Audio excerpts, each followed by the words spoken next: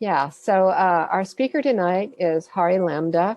He is a PhD engineer with over 40 years of experience, and he has recently published a book about a brighter climate future, not only here in California, but everywhere in the world. And he's a climate activist, and we're so thrilled to have him here with us, and he'll tell us about his book, his findings, and by the way, I think his book would make a great Christmas present for all your friends. So with that, Hari, take it away. Thank you, Liz.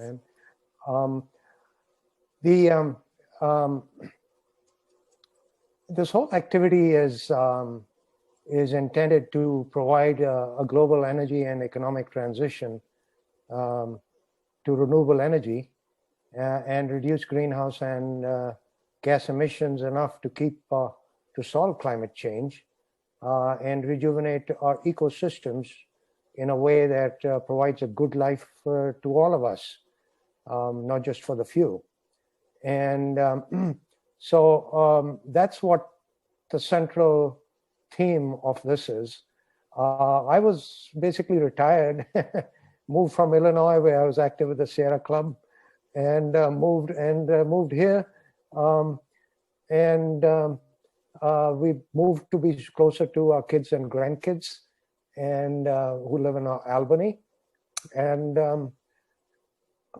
I did a reasonably good job, so I'm a little comfortable financially, and I didn't really have to stay active. But the thing about it is that when I understand so much and I know what we can do, I just couldn't just sit and do nothing because I care.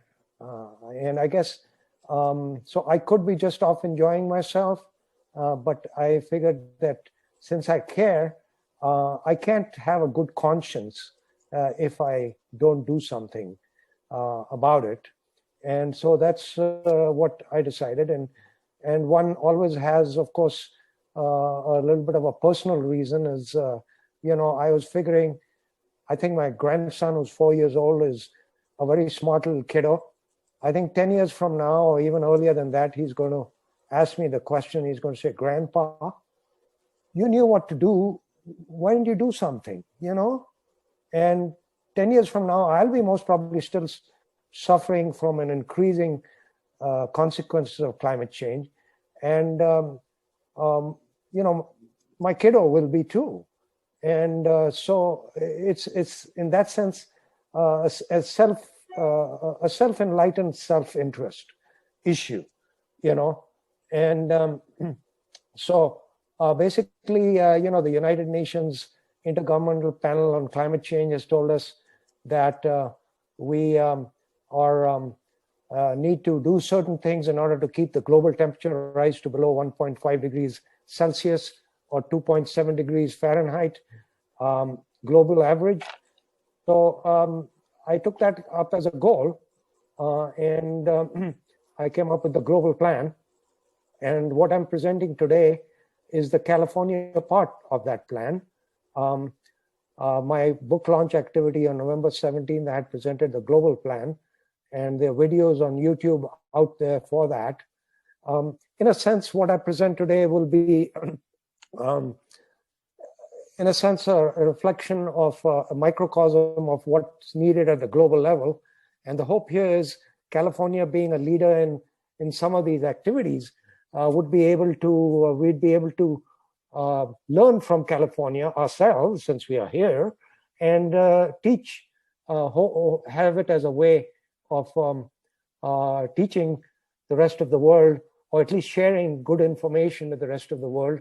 And so you'll find in my book some significant activities that have occurred and are occurring in California. The California and the European Union, as far as developed nations go, are in the lead as far as climate change solutions. So it's only good that we learn from those two locations. And So let me, in a sense, now go to sharing my screen, and I'll proceed with my the California part of my plan.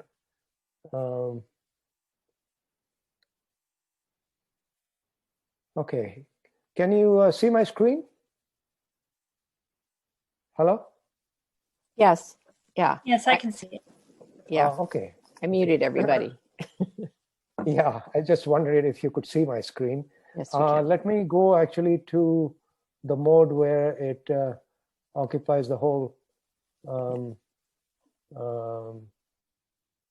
there. I think it's occupying the whole screen now, so that it's a lot better view of my talk today is beyond fossil fuels to a clean, beautiful, and prosperous California. And let me share with you what those three terms mean to me. Clean means in terms of clean renewable energy, free of air pollution that is caused by fossil fuels, and have plenty of energy. Beautiful for me means a healthy ecosystems, biodiversity, and good carbon sinks, so that we can also be absorbing carbon. That's, if you don't have that, you're not going to have beautiful beauty, natural beauty, without those components. And for me, prosperous means widespread prosperity. Once people, the private businesses and the big companies realize that renewable energy and hydrogen are good businesses, they're going to be jumping on the bandwagon. And my whole challenge is, how do you do the process in such a way that it benefits everyone, And so in a sense, the principles of energy democracy and things like that are important. The good thing is, solar energy is there all over the world. So we have a good opportunity for a locality to be capturing solar energy locally and using it for its own use. And so there's a good opportunity that we can have the benefits of this transition to be beneficial for all. And as you can see, California is a pretty big state, all the way from north to the south, and has all kinds of ecosystems. It has mountainous ecosystems, coastal ecosystems, desert ecosystems, so it has just about everything, even some high snow-covered mountains to some extent. So it has just about everything. So Brighter Climate Futures is the title I kind of selected for my book. It's supposed to be a proposed energy, climate, and ecosystem transformation plan. And it had those components. It said plenty of energy, solve climate change, and use and revive and rejuvenate ecosystems. One of my viewpoints here is we've talked about sustainability. Sustainability is a good word environmentally, but it kind of implies that things should be done so that the natural world can sustain the damage we are doing to it. I think we have to proceed beyond that. I think we have to go to rejuvenability. We have to positively undertake, because we've done so much destruction. We not only have to stop destruction, we have to proceed to the point of rejuvenating things, making things much better.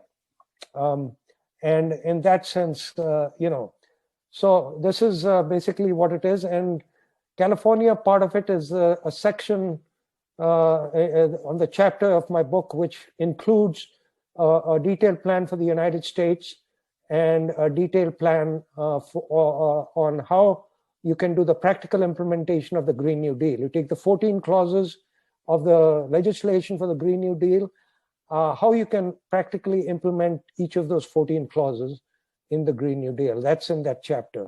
But anyway, California is included in that particular chapter. Ooh, For some reason, it's not advancing.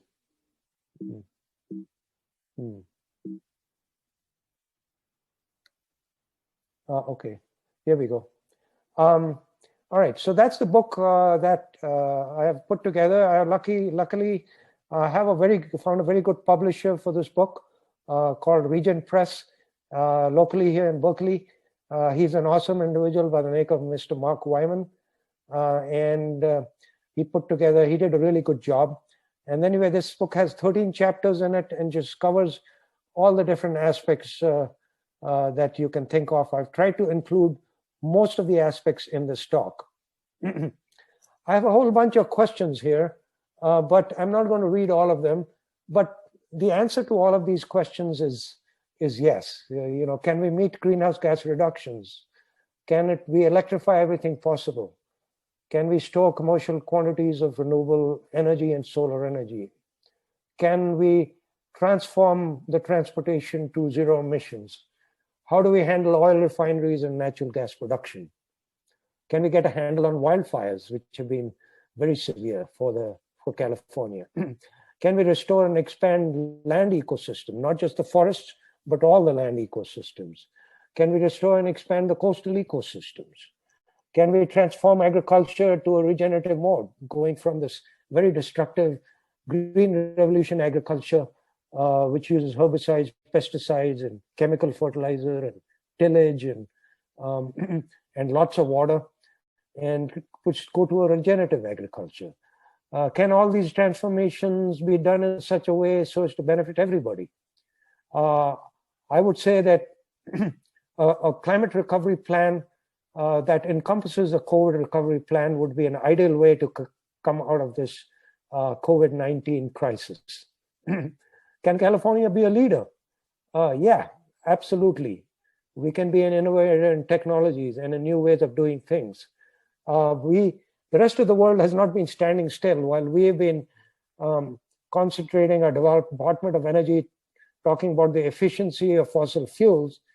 The rest of the world, especially developed worlds, Japan, Australia, Scandinavian countries, even China, have not been standing behind.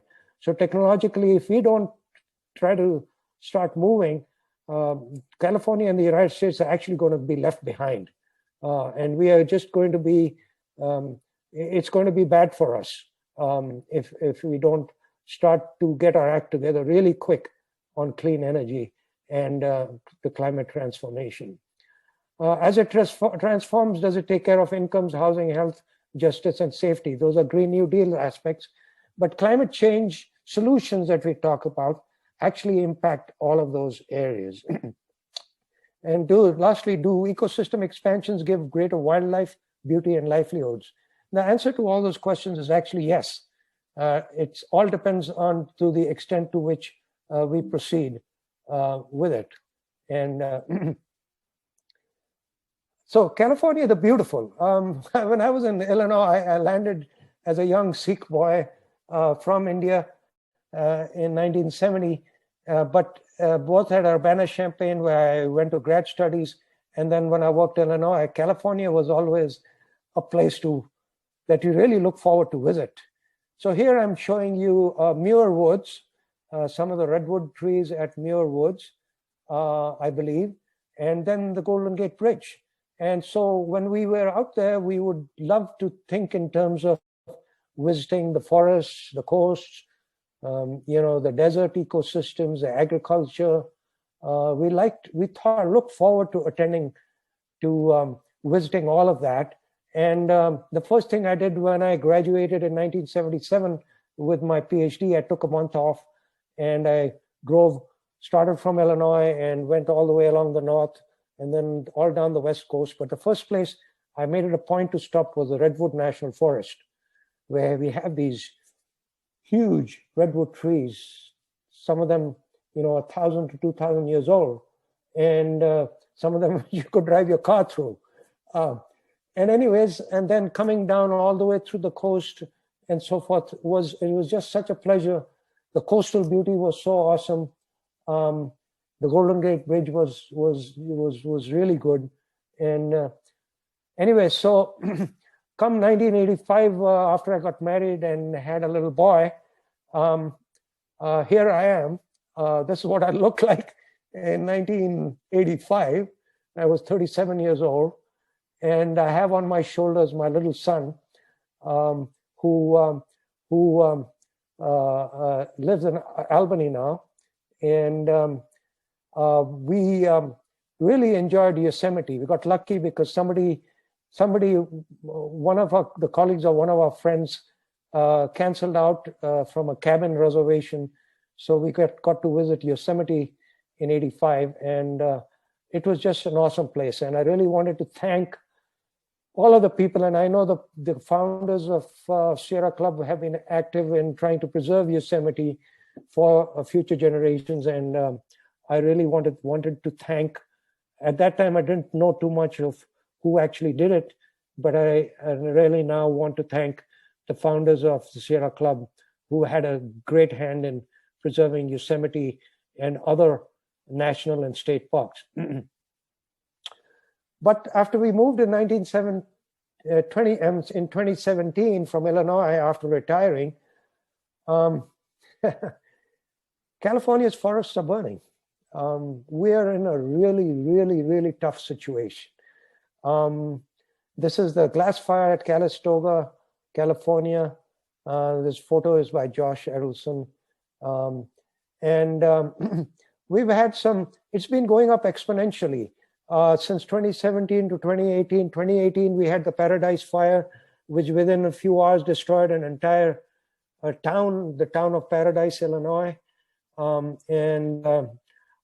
It's the number of fires, acreages, have been growing astronomically. So we really need, so we really need to get a handle on the situation. The impact of climate change on California has been pretty significant. Besides wildfires, we've experienced droughts, heat waves, agricultural losses, and surprisingly, in 2015, we had really, really heavy rains, and I heard there were floods and dams were about to break north of here and things like that, and landslides and so forth. So California, just like every country that I describe in my book, which is China, India, European Union, all of them have very severe impacts of climate change, and California is no exception. The southeastern part of the United States suffers from hurricanes, and the middle part of the United States has tornadoes, and all of them have been worsening. California's achievements and status. California has really done a really good job. It was one of the few entities, even the United States did not live up to its executive commitments because Congress and the Senate refused to ratify the Kyoto Protocol, which was, protocol is an action item attached to the global warming treaty, which says, okay, we're going to do something about it. And the premise was that these developed nations were going to get their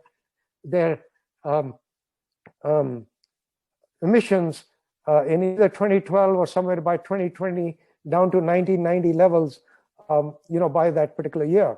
And California was one of the few that actually achieved that. Having said that, in 2018, it was estimated that the forest fires added 45 million metric tons. So out of that 424 goal that we reached, we did have a worsening situation because of that. But the world's global emissions are at 45,000 million metric tons. So, you get an idea.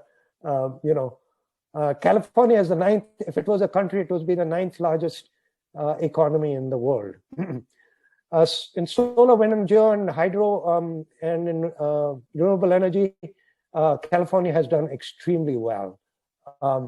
California introduced a cap and trade program, which was supposed to take the amount of emissions, give a certain amount of allowances, that these entities were allowed to emit so much in terms of carbon or greenhouse gas emissions, and then their allowances would decrease year by year, so that the theory was that this would help to reduce carbon emissions. And there seems to have been some success. Maybe it reduced carbon emissions, I think, estimated about 7%. And the auctions for the allowances generate a greenhouse gas fund that basically was about $6 billion in 2018.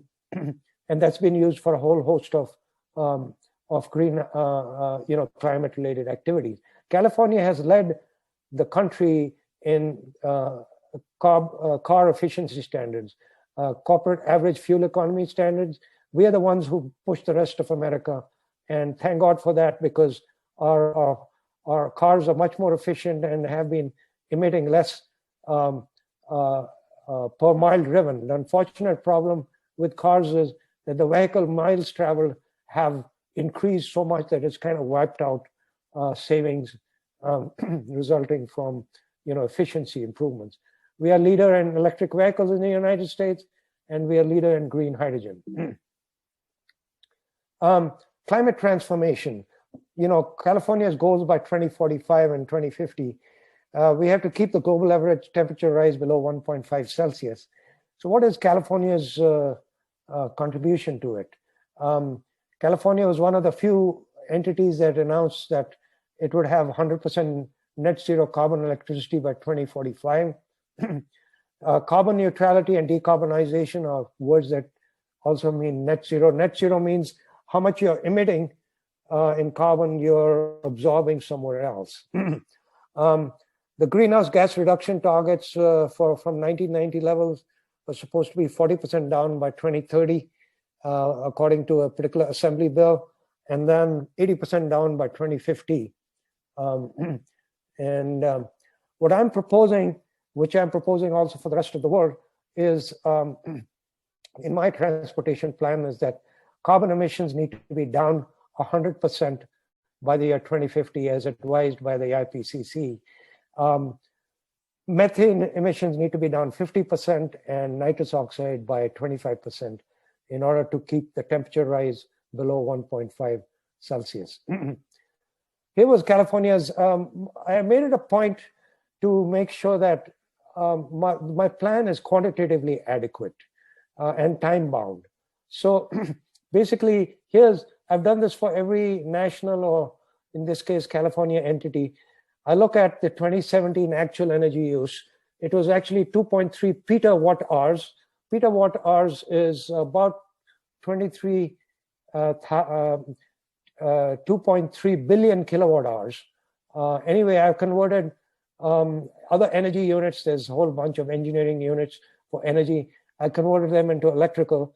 The US has about 30 petawatt hours in terms of energy use. So we use about 8%. Anyway, as of 2017, 45% of our energy use, total energy use, was oil, and 28% was natural gas. And so we are 71%, 73% dependent on fossil fuels as of the present moment. The world is about 81%, because the world is still using coal. So the world is, we are, as of now, a fossil fuel civilization. If we didn't have the diesel truck delivering food to our grocery store, we won't have food. We would, as a civilization, collapse. So what I'm proposing is over a 30-year period, a very organized transformation, step by step, all the way to 2050. We do this in an organized fashion, we're going to come out ahead, and we'll be much better off. The California Energy Plan, this is what I'm proposing for 2050. We still go from 2.3 to 3.64. So we have expanded energy use. We do it with 15% wind, which is the blue part of the pie chart. 38%, which is the brown part, which is solar energy. 25% with with energy efficiency. The European Union and California have done a really good job with energy efficiency, which means a systematic way of how do you reduce energy demand. If you can do a building, the same building, with accomplish all the tasks of that building with 25% less energy, why not? And it can be done, and so that's what needs to be done. It is a good strategy.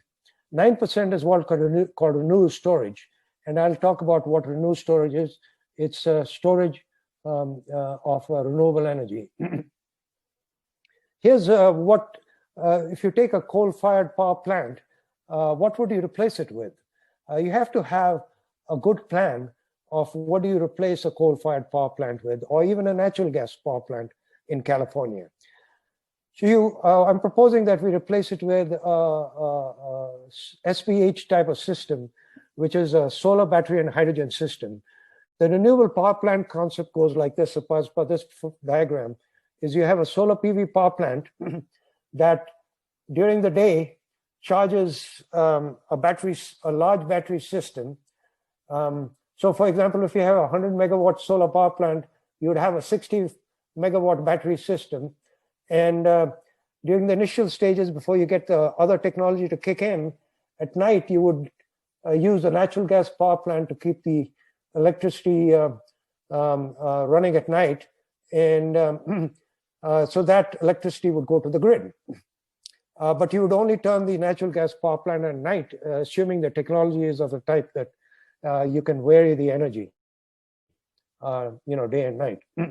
But what I'm proposing is that the solar PV power plant be oversized, and so it be generating hydrogen using electrolysis. You take water and you stick 2 electrodes in it, and you're going to get hydrogen from one and oxygen from the other. And water is hydrogen oxide. That's simple chemistry, which I know all of us know. Water is H2O. H2O is hydrogen oxide. And so we take hydrogen and we store it on site, and we have a hydrogen power plant that we turn on at night. So we shut down the natural gas power plant, turn on the hydrogen power plant, which uses hydrogen that has been stored, the stored form of renewable energy. That's why I call it renewable storage. And the electricity goes into the grid. Here's an example of something that the Los Angeles Department of Water and Power. So I'm not talking just in terms of impracticalities. Here's something that the Los Angeles Department of Water and Power has actually signed up to, is a replacement of an 1800 megawatt Utah power plant, where they're importing electricity from this coal plant in Utah, but because of California's environmental and energy goals, is going to be replaced with a renewable energy come hydrogen power plant, so that by 2025, the 1800 megawatt coal power plant would be replaced with an 840 megawatt natural gas plus 30%, the gas turbine would run on 30% hydrogen to begin with.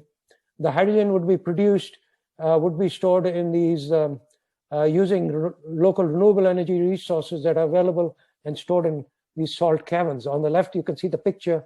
There are these huge salt caverns, which are the size of the Empire State Building. And so they would be producing excess hydrogen and storing it in these salt caverns. And you can see at the lower part of the picture, left-hand side, all the different kinds of renewable energies that are available at the Delta plant location in Utah. They have wind, they have geothermal, they have solar. And so they would be then, using that to generate hydrogen and store it. And by 2045, their plan says that they would have 100% hydrogen gas turbines, and a couple of manufacturers, General Electric and Mitsubishi, have signed up to do that. The other example I wanted to give was approximately 260, it was being proposed to set up a 260 megawatt peaker power plant at Puente, a natural gas power plant. And the peaker power plant is one that when you have excess demand, like we had, for example, this summer, where you have a heat wave, and so you get all the air conditioners turn on. It's a peaker plant that turns on, and you can fire up and use in order to meet your peak demand. But anyway, that was actually the local geographic entities, nonprofits actually fought that really hard. And so it was replaced with a battery power plant, 100 megawatt battery power plant, plus it could be solar added to it also if needed. So these things are actually going into the works. And there are 62 large solar power plants in the whole world, in excess of 200 megawatt. To give you a power idea, 200 megawatt is about the size of one nuclear reactor in a nuclear power facility. Usually there are 4 or 5 reactors, and 200 megawatt is the size of a nuclear power plant. And there are 62 facilities. Many of them are 2,000 megawatt or 2 gigawatt in size. One of them is in India, and the largest one as of January 2020 was in India, in the central part of India. And anyway, there's like 500 to 600 megawatt facilities that are solar power plants spread throughout the United States. So these are functioning ones. And the good thing is the cost has come down. The cost of a new power plant is only $1,000 per kilowatt for a solar power plant, $2,500 for a coal-fired power plant, $66,000 for a nuclear power plant. So it's really, the cost has come down and is continuing to decrease very rapidly. So the California energy transformation I'm talking about, and the point I want to make there is I did a calculation for the world's energy consumption for 2017. And I calculated that less than 1%, solar panels on less than 1% of the Earth's land area can produce all of the world's energy, not just the electricity, all of the world's energy. And so we have getting plenty of solar energy throughout the world, plus the costs are coming down. So there's going to be plenty of clean renewable energy for expanding needs. We shouldn't use renewable energy to meet our expanding needs while continuing to use fossil fuel. We should be continuously, the strategy must be, we should replace fossil fuels, both in electric power generation, rest of the economy, with renewable energy. We should electrify everything, and then the extra electricity should be with additional renewable energy power plants. We might need to expand transmission unless we locate these power plants really close to the city, or like solar, have them within the city.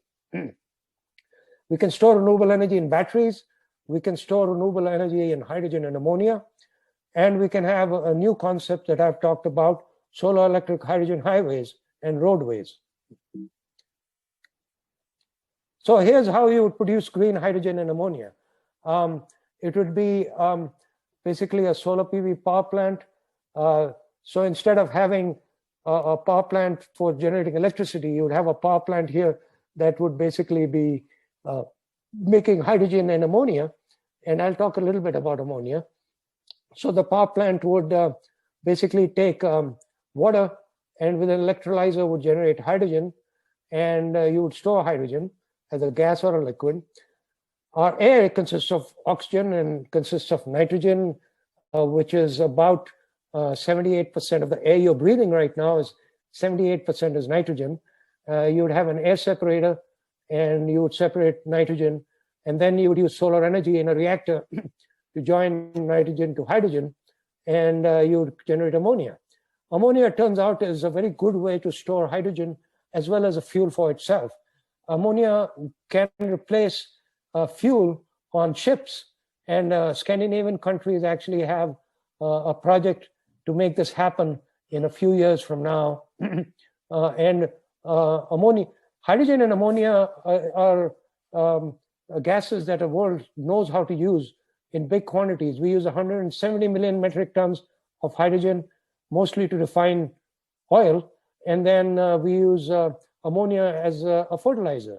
But this ammonia and hydrogen today emit 800 million metric tons of greenhouse gases because they make it out of natural gas and coal. If we made it this way, that would be the first thing. We produce green hydrogen and green ammonia from renewable energy. This is called the duck curve. CAISO is the California Independence System Operator. CAISO is the one that every 5 minutes, even as we're speaking, every 5 minutes, CAISO, what it's doing is it's importing and exporting electricity. It's the actual operator of the whole electrical system of California. And it buys, imports electricity, exports electricity to other states, and it's continuously buying and so on. Well, California, it came up with this word called the duck curve, the term, and the duck curve became pretty famous. And the duck curve meant something like this. Over a 24-hour period, the red curve up on top is the customer demand. In the middle of the day, as the solar energy climbs in, all of a sudden, the renewable energy or the natural gas power plant would need to ramp down rapidly. And as the sun set, the non-renewable power plant would have to ramp up rapidly. And this shape actually looked a little bit like the back of a duck. So, but they said this was a real problem.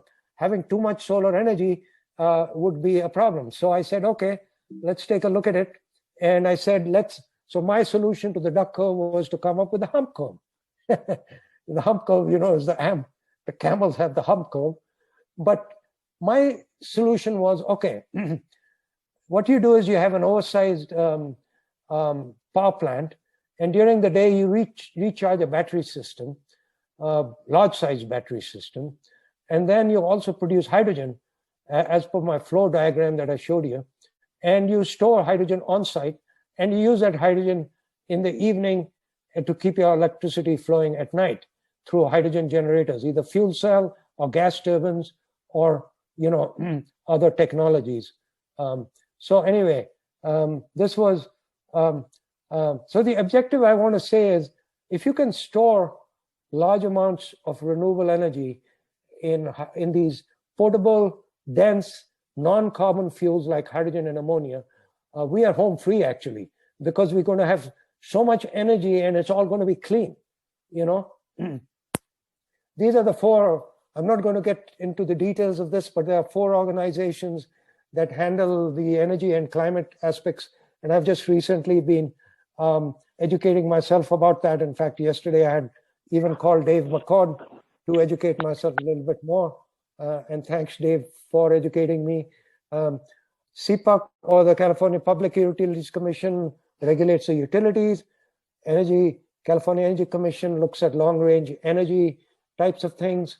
CAISO, I just talked to you about, and CARB, which is a California Air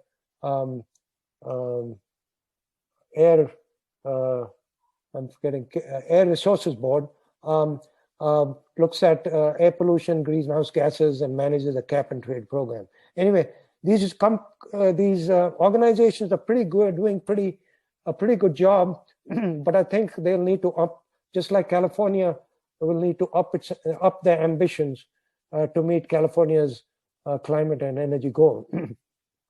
Now, things that you can touch and feel. My favorite thing is, if we can set up demonstration projects, have demonstration projects where you can go touch, feel, and see, and look at the benefits, as well as establish the economics, study the economics, we will have a lot of success. And so here's a solar electric vehicle charging station in the city of San Rafael that has been set up by MCE, which is Marine Clean Energy, which is a community choice aggregate facility. And in California, it was the first time I was exposed to it. A CCA like MCE, you can, on your electric bill, can say, I want 50% or 100% of my energy from a renewable source. And then in the local area, MCE would provide you with that. Anyway, MCE set up this vehicle charging station. So during the day, you would be directly charging your car with solar energy. And the rest of the time it's attached to the grid. So the car would be charged the normal, what we are used to, the normal way by grid charging. Here in close to downtown San Francisco is a green hydrogen refueling station that I visited and took a photo of. And green hydrogen in California is defined not only by producing using renewable energy, but also by using biogas to produce hydrogen. I think it still has some carbon dioxide emissions, and I still have to understand to what extent biogas versus renewable energy is green. But anyways, this actually costs about $16 a kilogram, although my friend Chris Peoples, who runs AC Transit, runs fuel cell buses in our local area and is very highly appreciative of fuel cell buses. They actually perform better than diesel buses. They have a hydrogen tank on the roof, and I was almost going to include a photograph of a fuel cell bus. But anyways, they pay $8 a kilogram. A kilogram is about a gasoline gallon equivalent, GGE. So if the price of hydrogen can come down to $3 a GGE, it would be economical to replace, gasoline with hydrogen. And Chris Peoples was saying that has educated me, and this makes good sense. I think the way the technologies are developing with a come down in electrolysis, electrolyzer costs and all that, that this is pretty doable. So here's the concept I talked about in terms of solar electric hydrogen highways. Basically, to introduce this concept to you, you would have somewhat like a rest area. All of you are, I think, live in the United States, so you're familiar with the rest area. You would pull into a rest area, which would have so be surrounded by a decent sized solar power plant, in this case, maybe just a 10 megawatt power plant. And you would be doing, just like that MCE site, you'd be doing during the day, direct charging your car with solar energy. You'd have a battery system on site that would kick in the evening. The whole system would still be grid tied. So if during the day there was surplus solar energy, it would feed it into the grid. And during the night, it could be still pulling in electricity, from the grid. But you could also have an electrolyzer on site generating hydrogen, which would do two things. It could be generating electricity at night, and it could be fueling the fuel cell vehicles. And fuel cell vehicles are becoming more common in California, and the California Energy Commission has set up 100 hydrogen refueling stations in California, and we need to expand the green hydrogen stations, quite a bit. So here's a concept of solar electric hydrogen highways. Now, hydrogen here could be supplied from that other solar power plant that generates only hydrogen and ammonia. So you could have a truck. Instead of pulling up a truck with gasoline or diesel in it, it would be just pulling up a truck with hydrogen in it and store it on site for refueling of a fuel cell vehicle. We need local transportation systems, need to be integrated, linked, low carbon. They need to be renewable energy based. These systems can be clean, safe, convenient, healthy. I've outlined in my book a concept of how one can do this. Rather than to just totally being reliant on the automobile as we are now, and that also on fossil fuels, we can have a completely different low carbon system. Of course, doing it in existing cities is a challenge, just as in retrofitting a house that currently uses natural gas is a challenge. But I've shown here a concept how you would have everything linked to the house. Everything would be powered with renewable energy, and you would have either a bike or a pedway and transit systems that would link you to the airport and a high-speed rail station and a local train station and to a car park. So if you wanted to get onto the highway and go to your solar electric hydrogen service station, you could pull in, get your energy and take off. But within the city, you could have, and then linking you with low carbon transportation systems. We need alternative ways globally of transitioning our whole transportation system. This fossil fuel based highway system, I believe we still need to use, but the fossil fuel component needs to be retired. We need to green our transportation. I think as Sierra Clubbers, we love to, we have big thing is in terms of visiting beautiful sites, ecosystems, and hiking and biking. And that's in the Sierra Club. That's big for Sierra Clubbers.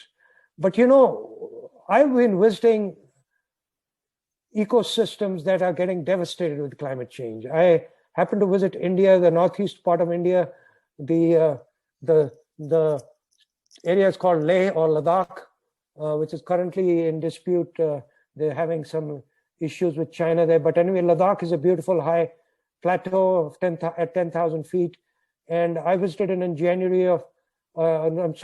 April of 2010. And in June of that year, that whole area was devastated so badly when the monsoon rains came. I was standing in the valley at a particular Sikh shrine in the valley. And at that shrine, the valley is miles, many square miles. And that whole valley had 3 feet of mud from landslides. I visited Kauai in February of 2018. And that summer, the island Kauai was totally devastated, where different parts of the island were disconnected from each other. So we really, you went to Alaska and only 98 out of the 100 glaciers are melting. What is there going to be left? There are going to be no glaciers left for our kids, So we need to green our transportation.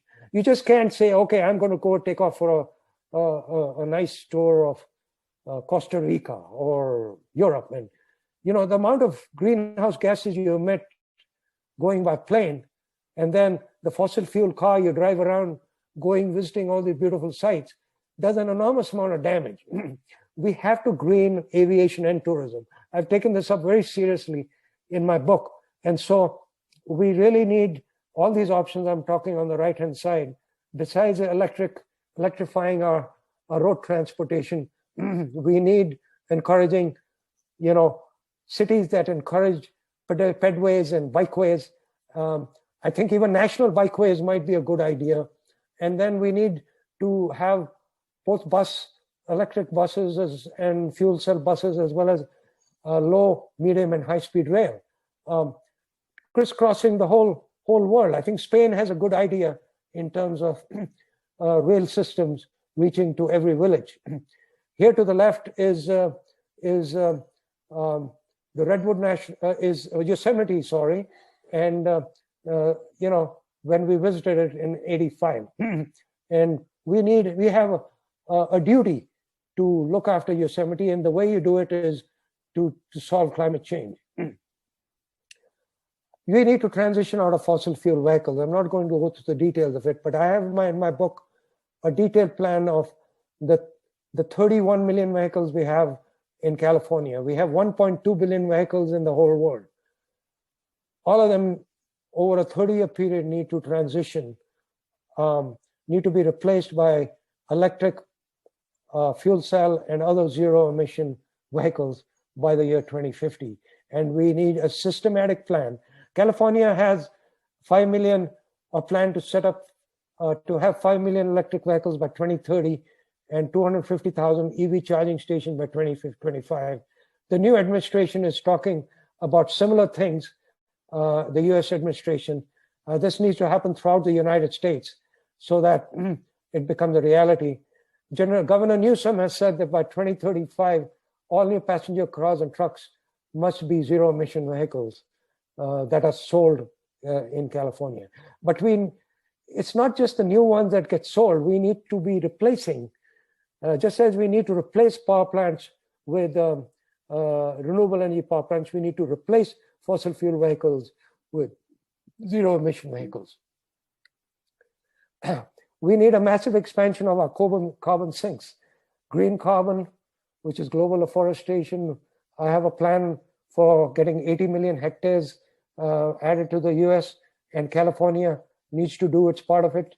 We need to talk about blue carbon, which is the ecosystems which are just off the coast, which are usually out of sight and out of mind, but which have tremendous value.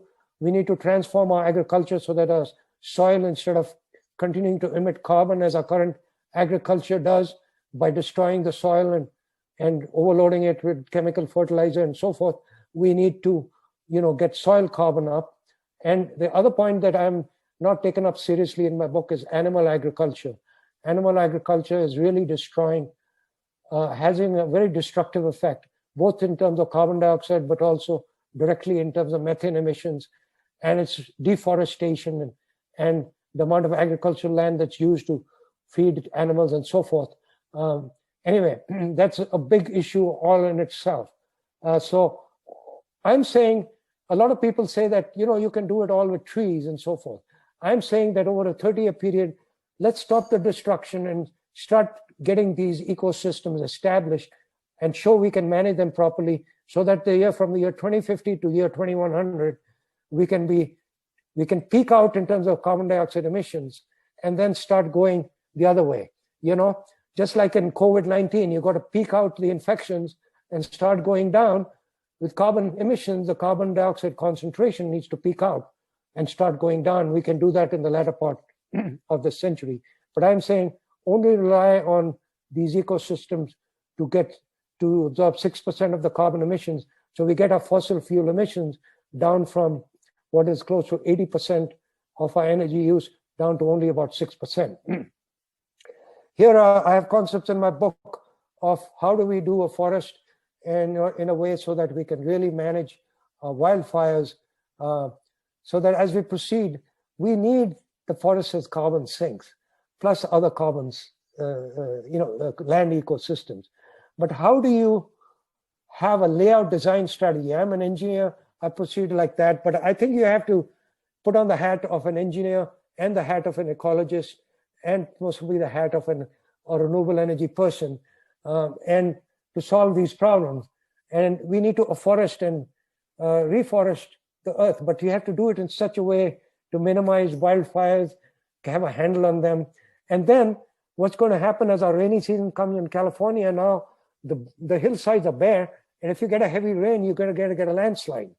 My saying, and what I'm advocating is we need a disaster risk reduction strategy for wildfires and for the whole world, actually, for all the climate-related disasters. And this will help, improve biodiversity. We are in the 6th most massive extinction of the species in our planetary history. We are losing species at a fast and furious rate. We need to reverse that. And this is our opportunity to do it. We can solve climate change, have plenty of energy, and we can, restore biodiversity. We can have a more beautiful California. Our coasts are beautiful, but we can expand coastal ecosystem. You talked about the California Coastal Commission. One of you did, and I recently educated myself on that. And I know that they passed a law in 2016 which assigned $12 per parcel or $500 million over the next 20 years. That's a very good plan. Very good, I think, worthwhile activity. I still don't know how effective it is, but it's a move in the right direction. Here you can see, you can have mangrove swamps, you can have salt marshes, and you can have seagrasses. And we have salt marshes and seagrasses in the San Francisco Bay. And the salt marshes, by the way, Obama had the ARRA, one of the projects was to restore the salt marsh in the south part of the bay. And $6 million spent on that gave lifetime benefits of $60 million. And the seagrasses, we have eelgrass in Point Malate, just close to here in Richmond, and those are awesome ecosystems. Plus, another thing that we'll do is our fisheries are collapsing worldwide because of overfishing and because destruction of habitat in coastal areas. If we restore habitats, it will be good, and also coastal storms will have some buffer. In the Gulf Coast, they've been destroying these coastal ecosystems fast and furious and replacing it with beaches, and that is asinine. We need to be restoring coastal ecosystems throughout the Gulf Coast and the entire coast of California. Here is eelgrass, and I think I might be running out of time, so I'm going to just kind of go through some of these slides, but it's a flat-bladed grass, and there's, like I said, about the brown area underneath the eelgrass, it's about 4 meters deep or 12 feet deep of carbon-rich soil. That's per area. This coastal ecosystem can absorb more carbon than a tropical forest. So we need these.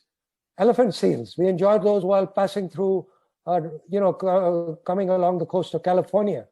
We have already, good areas, there are marine preserves and so forth. We need to vastly expand all of that globally. And I've actually said we need to do that not only along California's coast and the US coast, but the whole non-ice coastline of the whole world. We need to do that.